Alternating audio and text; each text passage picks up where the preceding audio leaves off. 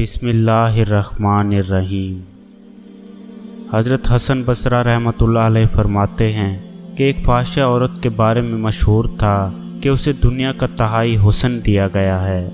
उसकी बदकारी भी इंतहा को पहुंच चुकी थी। जब तक वो 100 दिनार न ले लेती, अपने करीब किसी को न आने देती। लोग उसके हुस्न की वजह से इतनी भारी रकम अदा करके भी उसका कुर्ब हासिल करते। एक मर्तबा एक आबिद की उस औरत पर अचानक नज़र पड़ गई। इतनी हसीन और जमील औरत को देखकर वो आबिद उसके इश्क में मुब्तला हो गया और उसने इरादा किया कि मैं इस हसीन और जमील औरत का कुर्ब हासिल ज़रूर करूँगा। जब उसे मालूम हुआ कि 100 दिनार दिए बगैर मेरी ये हसरत पूरी नहीं हो सकती, तो उसने मतलूबा रकम हासिल करने के लिए दिन रात मजदूरी करना शुरू की। काफ़ी तगो-दो के बाद जब 100 दिनार जमा हो गए तो वो इस बदकार औरत के पास पहुंचा और कहा, ए हुस्न जमाल की पेकर, मैंने मजदूरी करके 100 दिनार किए और वो लेकर तेरे पास आया हूँ। ये सुनकर उस फाहिशा औरत ने कहा, अंदर आ जाओ। जब वो आबिद कमरे में दाखिल हुआ तो देखा कि वो हसीन और जमील औरत सोने के तख्त पर बैठी है। उसने आबिद से कहा, मेरे करीब आओ, मैं हाजिर हूँ। वो आबिद बेताब होकर उसकी तरफ बढ़ा और उसके करीब तख्त पर जा बैठा। जब वो दोनों खुदा की नाफरमानी के लिए बिल्कुल तैयार हो गए तो उस आबिद की साबका इबादत उसके काम आ गई और उसे खुदा अज़्ज़वजल की बारगाह में हाज़िरी का दिन याद आ गया। बस ये ख्याल आना था कि उसके जिस्म पर कपकपी तारी हो गई, उसकी गुनाह की ख्वाहिश ख़त्म हो गई और उसे अपने इस फेले बद के इरादे पर बड़ी शर्मिंदगी हुई। उसने औरत से कहा, मुझे जाने दो और ये 100 दिनार भी तुम अपने पास रखो, मैं इस गुनाह से बाज आया। उस औरत ने हैरान होकर पूछा, आखिर तुम्हें क्या हुआ? तुम तो कह रहे थे कि मेरा कुर्ब हासिल करने के लिए तुमने बहुत जतन किए। अब जबकि तुम मेरे करीब हो और मैंने अपने आप को तुम्हारे हवाले कर दिया है, तो अब तुम मुझसे दूर भाग रहे हो।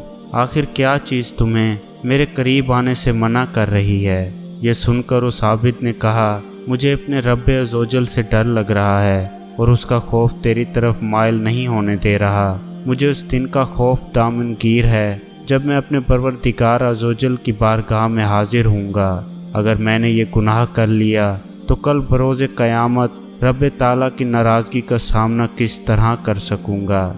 लिहाजा अब मेरा दिल तुझसे अचाट हो चुका है, मुझे यहाँ से जाने दो।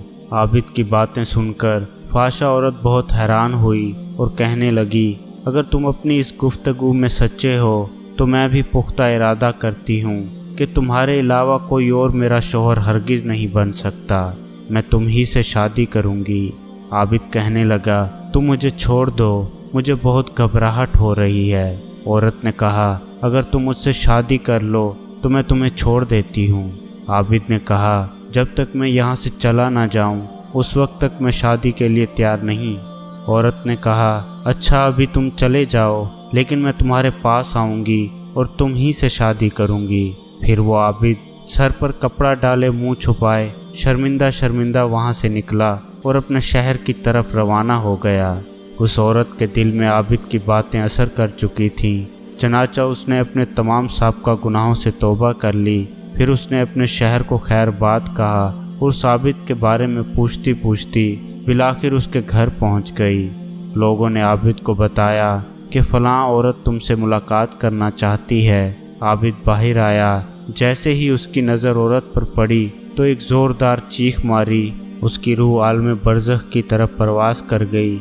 औरत उसकी तरफ बढ़ी तो देखा कि उसका जिस्म साकित हो चुका था। वो बहुत ज़्यादा गमज़दा हुई। उसने लोगों से पूछा, क्या इसका कोई करीबी रिश्तेदार है? लोगों ने कहा, हाँ, इसका एक भाई है, लेकिन वो बहुत गरीब है।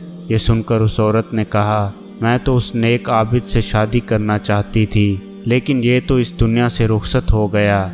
अब मैं इसकी मोहब्बत में इसके भाई से शादी करूँगी। चनाचा उस औरत और आबिद के भाई की शादी हो गई।